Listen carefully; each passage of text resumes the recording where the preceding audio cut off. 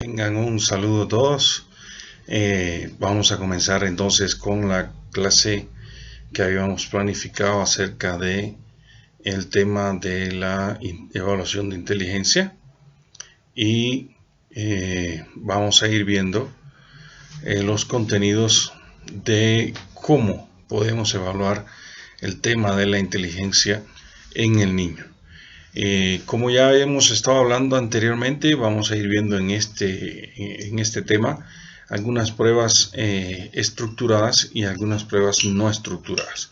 Eso va a depender mucho de las pruebas de la edad del niño, pero vamos a ir viendo primero las bases teóricas para después ir entrando en materia. Cuando vemos el caso de la evaluación del niño, no se nos pueden olvidar las diferentes teorías que existen en la inteligencia. Ustedes conocen algunos temas como son las teorías cognitivas. Estas teorías cognitivas tienen una base en que la persona, a partir del desarrollo de su aptitud, de sus actitudes, va a poder desarrollar y resolver mejor la interacción que tiene en el medio. Es decir, las teorías cognitivas hablan de que mientras más desarrollo neurofuncional haya en el niño, mejor capacidades tiene de desarrollo intelectual. Por otro lado, existe otra teoría que habla de la inteligencia más práctica. No sé si recuerdan la teoría que vimos durante el desarrollo de la psicología evolutiva. Veíamos la inteligencia triádica. Esta inteligencia práctica es la que habla de que la persona más inteligente es la que sea capaz de interrelacionar todo lo que tiene a su alrededor y buscar una solución ante un problema. Ambos, al igual que esta tercera teoría, que sería la que habla de soluciones más creativas o la capacidad para resolver problemas, hablan estas tres de que mientras la persona sea más capaz para solucionar problemas, más capaz o más capacidad intelectual podrá tener. En este caso, no es que estemos en contra de esto, pero si observamos esta otra teoría, que es la teoría que se refiere a la capacidad de desarrollo intelectual, ya estaba anticipándoles algo. Si nos vamos a la última teoría, que es la teoría de la inteligencia emocional, en la que realmente la persona pues va a desarrollar mucho mayor capacidad desde el punto de vista de interrelación entre las personas, pues realmente estaríamos viendo una teoría en la que ya se descarta un poco estos anteriores conceptos que hablan más hacia la capacidad de creatividad, a la capacidad de pensamiento y a la capacidad de tener actitudes. Cuando hablamos de estas tres y ya no tocamos el tema de pues estamos olvidando un elemento que perfectamente puede ser que cuando una persona realmente no está en un estado emocional positivo, pues se suele haber un subrendimiento en su coeficiente intelectual, lo cual no puede traducirse en una evaluación psicológica como que la persona no tiene capacidades intelectuales. Si analizamos esta teoría sola, pues entonces también estaríamos pecando al olvidar estos elementos. Esta teoría solo habla de que la persona es más inteligente en la medida que es capaz de reconocer mucho más sus emociones y controlar sus emociones respecto a lo que hacen las demás personas. Es decir, cómo lo puede hacer reconociendo las capacidades emocionales en las otras personas, lo cual no es falso, pero tampoco podemos olvidar todo esto. ¿A dónde quiero llegar con todo lo que estoy diciendo? Es que sencillamente cuando vamos a hablar de inteligencia, pues realmente debemos hablar en un conglomerado de capacidades y de interacciones que nos podrían llevar a un concepto como el que tenemos que manejar y el cual yo les voy a proponer. Concepto que ya hemos visto desde psicología evolutiva, ¿Qué cosa sería inteligencia? Inteligencia sería un conjunto de aptitudes cognitivas y emocionales que van a permitir al ser humano adaptarse al mundo que le rodea y solucionar sus problemas con eficacia. Entonces, si vemos esto, pues estaríamos hablando ya de la interrelación que existe entre todas estas 4 teorías. Este concepto, como ya bien digo, lo hemos manejado nosotros en el tema de las clases de psicología evolutiva, por lo tanto no es nada nuevo.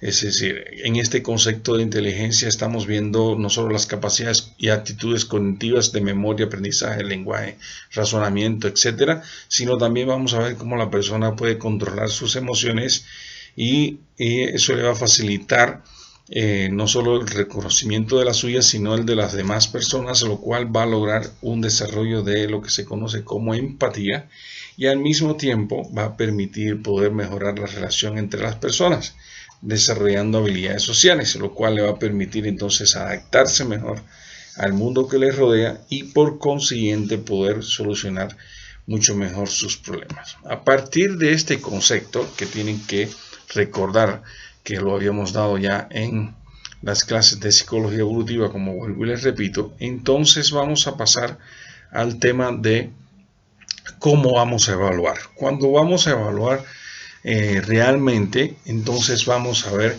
que esta evaluación psicológica tiene que basarse, como ya decíamos, en técnicas de mediciones acorde a un elemento fundamental, y este elemento fundamental es la edad. Siempre vamos a escoger las pruebas a partir de, primero, la edad. Después pueden aparecer otras variables, digamos que puede valorarse el medio, puede valorarse incluso la sociedad e incluso el país. Por ejemplo, ustedes en una prueba que vamos a después a conversar, como es el WIS, existe una pregunta que es muy básica y la cual yo siempre la saco a relucir, la cual dice que le preguntan a la persona que por qué la bandera de Estados Unidos tiene 50 y tantas estrellas. Yo le pregunto a ustedes, ¿por qué tiene el escudo, la bandera de Ecuador, lo tiene por un solo lado? Y generalmente esa pregunta la estoy haciendo hace 7 años, desde que estoy aquí en Ecuador, jamás nadie me ha dado una respuesta concisa. Que uno pueda confiar en eso. Unos me dicen que porque se acabó el hilo, otros me dicen que porque no sabían que las demás banderas tenían el escudo por los 2 lados, etcétera, etcétera, etcétera. Yo la respuesta más lógica que le encuentro es porque como Ecuador se desprendió de la Gran Colombia, y si nos fijamos, Venezuela, Colombia y Ecuador tienen la base de la bandera es similar, pues se supone que tenga que ver con este devenir de la historia de la Gran Colombia. Pero si se fijan en la bandera de Venezuela tiene las estrellas por ambos lados, lo cual no viene con lo que estamos hablando entonces de que poder justificar el escudo por un solo lado. Realmente no he encontrado ninguna respuesta. Sin embargo, si les pregunto, eso no quiere decir que sean retraso mental si no me responden esto, pero en el caso del WIS sí se supone que las personas sepan que el número de estrellas de la bandera de Estados Unidos se corresponde con el número de los estados que tiene, al igual el número de franjas tiene otro significado, igual que el color azul, igual que el color rojo, como lo tiene aquí también la bandera de Estados Unidos. Ahora, ¿qué pasa en el WIS? En el WIS, por ejemplo, si usted no tiene o si usted tiene un subrendimiento respecto a estas preguntas que son socioculturalmente reconocidas por todos los estadounidenses, si usted no responde con un nivel apropiado en ese tipo de preguntas, usted puede llegarse a un diagnóstico que usted tiene un retraso sociocultural. ¿Y a dónde parte esto? En que no se está diciendo que usted es retrasado mental, sino que su retraso está en la parte sociocultural, porque habrá otra área que va a evaluar el área cognitiva y habrá otra área que va a evaluar otras áreas, como otras capacidades, como ya después iremos viendo. Pero ¿a dónde les quiero llevar? Cuando vamos a ver el tema en la evaluación, ya no solo vamos a ver la parte de la edad, sino vamos a ver también la parte de el coeficiente intelectual. Entonces ese coeficiente intelectual lo vamos a hablar y lo vamos a manejar a partir de ahora, porque no vamos a manejar una sola capacidad en la evaluación de inteligencia. Eso nos va a llevar a que, por ejemplo, cuando nosotros estemos evaluando las pruebas que vamos a utilizar que se enfocan en algún tipo de área específica, ya sea cognitiva o ya sea proyectiva, o ya sea estructurada o no sea estructurada, o sea cognitiva, o sea emocional, o sea en la capacidad de resolver problemas, se van a enfocar en determinados aspectos, pero que si no los relacionamos con las otras variables del propio desarrollo de la población que estemos analizando, entonces estaríamos omitiendo este elemento. Por eso es que vamos a manejar ahora no el término de que vamos a evaluar la inteligencia, sino que vamos a evaluar el coeficiente intelectual. ¿Ya? ¿Por qué coeficiente? Porque vamos a hacer una valoración de todos los elementos de manera integradora. No vamos a evaluar los elementos desde el punto de vista aislado, sino de manera integradora.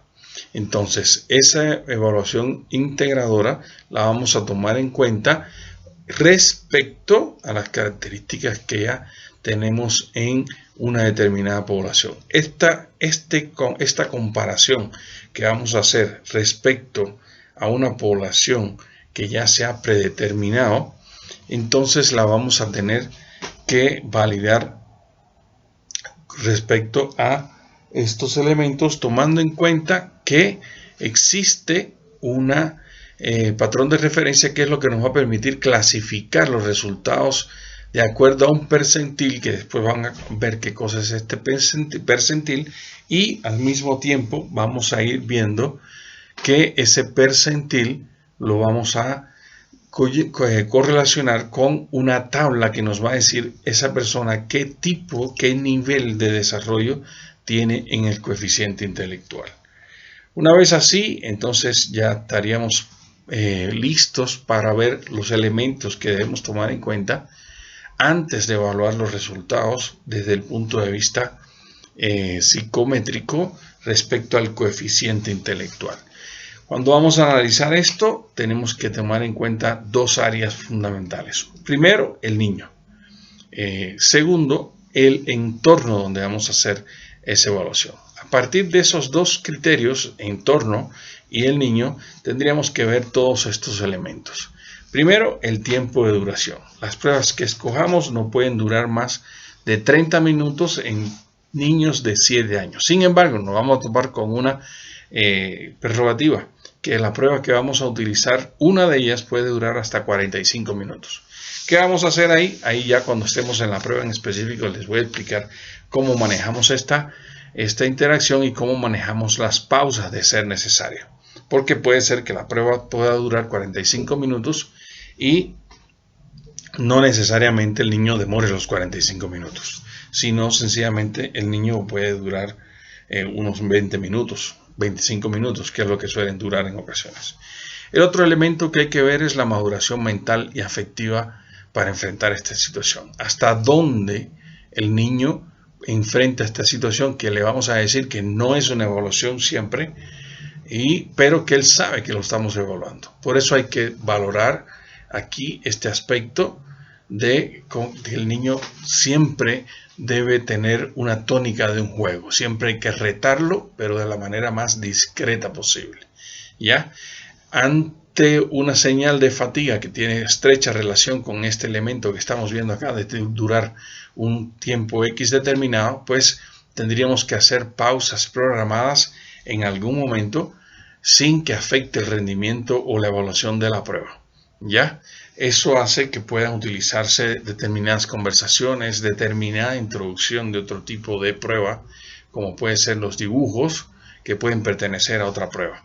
Ahora, en el caso de la cultura en el desarrollo de los sujetos y el entorno en el que se aplica la prueba, hay que hacer mucho énfasis. Primero, no puede ser un lugar donde haya mucha interferencia, no puede ser un lugar donde haya mucho ruido. Tiene que ser un lugar donde haya tranquilidad, donde el niño se pueda concentrar en lo que está haciendo, que no haya interferencia. En cuanto a la cultura, les pongo por ejemplo una explicación, una experiencia propia que nos pasó cuando llegamos a San Lorenzo. Ojo, que no tengo nada en contra de las personas de San Lorenzo y todo lo contrario, tengo buenas amistades ya por aquella zona con el tiempo que llevo viajando hasta allá. ¿Qué sucedió cuando se aplicó en la primera prueba? Ustedes saben, no sé si recuerdan cuando entraron al ICCA, que a ustedes se le hicieron unos test psicológicos en los que se evaluaba, entre otras cosas, el coeficiente intelectual. Ustedes se le hizo la prueba que vamos a conocer ahora, que se llama el test de Raven, y solo que se le aplicó la versión para adultos. La que nosotros vamos a estudiar aquí es la de niños, pero se les hizo ese test. ¿Qué sucedió en San Lorenzo? Que el 90% de las personas salieron con una calificación por debajo de lo normal o de lo esperado en el coeficiente intelectual.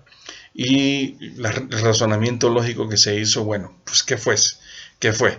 ¿Qué pasó? Sencillamente que era una prueba a las cuales, o a un tipo de razonamiento en el cual ellos no estaban adaptados a realizar determinadas actividades como las que se le presentó. Y eso justamente influyó a que hubo un subrendimiento. ¿Producto de qué? De el aprendizaje cultural que se tenía en esa zona. Y ya no a las funciones cognitivas. Existe otro tipo de prueba, como también la que vamos a ver, que es el test de Goodenough, en el que ya no influyen solamente las capacidades cognitivas, sino va a ser muy importante el tema de las áreas motrices y determinadas alteraciones que puedan pasar. Como mismo puede pasar que haya determinadas relaciones interpersonales que puedan afectar ese rendimiento. Y ojo con esto, por eso les decía que siempre tenemos que mantener una relación muy afable con el niño. Siempre tenemos que tener una relación con el niño lo más positiva posible, de manera tal de que esa relación favorezca su condescendencia con nosotros, con la cooperación con nosotros, pero sin que eso vaya a permear después en una calificación errada. Ya, un último detalle era la hora del día. Generalmente nosotros manejamos estos tipos de test en horarios donde el niño no esté muy cansado. Horarios no puedo determinarles si puede ser por la mañana o por la tarde, pudiera ser en cualquiera de los dos, pero preferiblemente en las primeras horas del día, hasta aproximadamente las 2 de la tarde. ¿Por qué? Porque después el niño ya puede tener cierto nivel de actividad que generalmente pueda influir en un subrendimiento dentro de su test. Por el momento, esta es la introducción a la evaluación. Pienso que antes de nosotros irnos a estudiar cada uno de los test específicos, deberían entonces ustedes estudiar las teorías que justifican las pruebas que vamos a utilizar, es decir, en qué se sustentan. Yo les he presentado una carpeta donde ustedes tienen una serie de tests una serie de teorías, que después se ponen en práctica en los tests que vamos a utilizar, y por lo tanto es importante dominar estas teorías, cuáles son los principales conceptos, principales preceptos que manejan estos autores, para después poder ustedes interpretar los resultados que vayan a obtener en los tests. Entonces esta sería la tarea: estudiar las teorías que aparecen en la plataforma, y ahí vamos a hacer un foro buscando evaluar esa comprensión que ustedes van a tener. También de la conferencia anterior ya tienen una tarea que les aparece acerca de qué teoría, qué tipo de prueba ustedes consideran la más idónea para evaluar la inteligencia, y ahí podemos entrar en algún debate. A partir de este estudio de las teorías, pues tienen otro foro ya reflejado, el cual les va a llevar a ustedes, o más bien a mí, evaluar hasta dónde han podido ustedes comprender realmente este tipo de teorías respecto a la evaluación. Por el momento los voy a dejar con esta actividad. En la siguiente conferencia entonces ya estaríamos viendo otros detalles ya más específicos antes de llegar a la evaluación y antes de la presentación de los test, que ya básicamente en el siguiente encuentro sí iremos trabajando. Muchas gracias por la atención prestada y como siempre les digo, si tienen alguna duda, el chat de dudas para el docente está habilitado y si no, bueno, pues a través de Magali me pueden hacer llegar sus dudas. Muchas gracias y hasta la próxima.